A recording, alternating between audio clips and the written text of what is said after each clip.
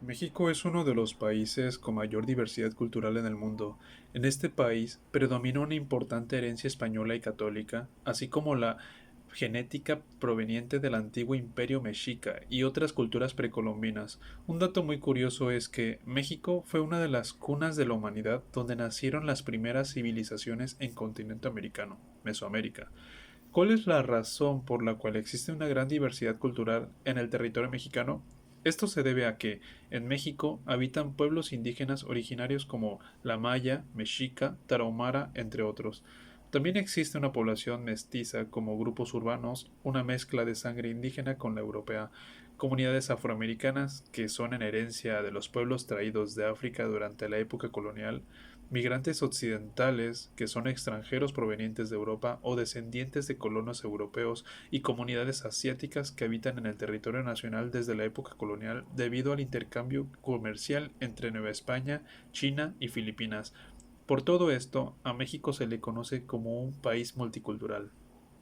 Según datos de INEGI, en México habitan más de 7 millones de pobladores indígenas, los cuales están divididos en 60 grupos originarios. Ellos practican un total de 68 lenguas indígenas, en lo que destacan el náhuatl, el maya, el celatl, celtal, perdón, se pronuncia un poco raro, es cetlal, celtal, mixteco y zapoteco. La mayor parte de los grupos indígenas se concentran en las regiones centro y sur de México, principalmente en Oaxaca y Chiapas. En el norte del país, la presencia indígena es mucho menor. Ahí destacan los tarahumaras en Chihuahua, Sonora y Durango.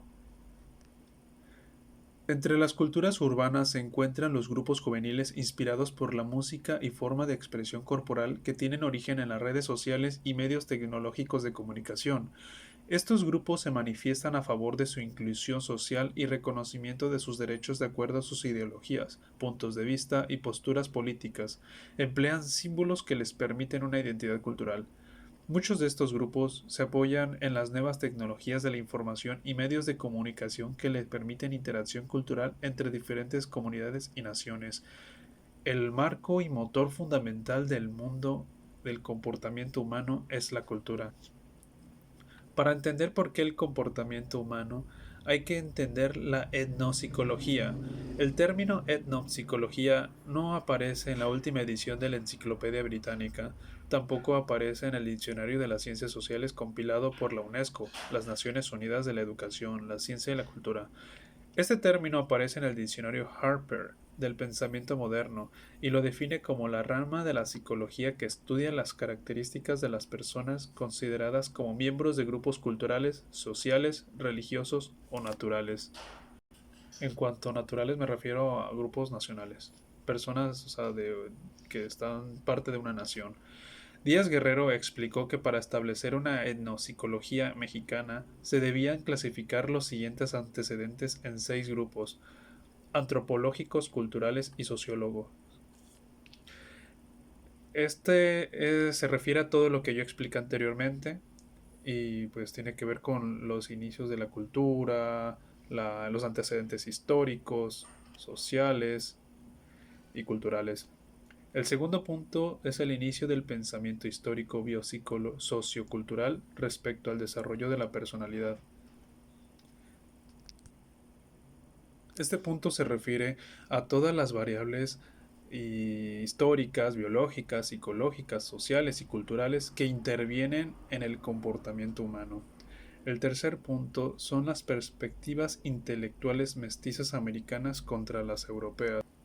Este punto se refiere a todas las perspectivas ideológicas que estuvieron mezcladas en la época colonial, cuando los europeos pues, realizaron sus colonias en territorios americanos y entonces pues este choque cultural termina influyendo pues en la sociedad que se refiere a la sociedad mexicana. Como cuarto punto está la evolución conceptual en psicología, el qué, el cómo y el por qué en lo psicológico. Esto se refiere a la razón del por qué somos como somos, por qué la conducta humana se encuentra fundamentalmente dentro de cada individuo, pero a pesar de la importancia de cada individuo, todos los seres humanos nacen y crecen en contacto permanente con otros individuos, que sirviéndose de la mucha o poca información adquirida, socializan y se educan para vivir en sociedad.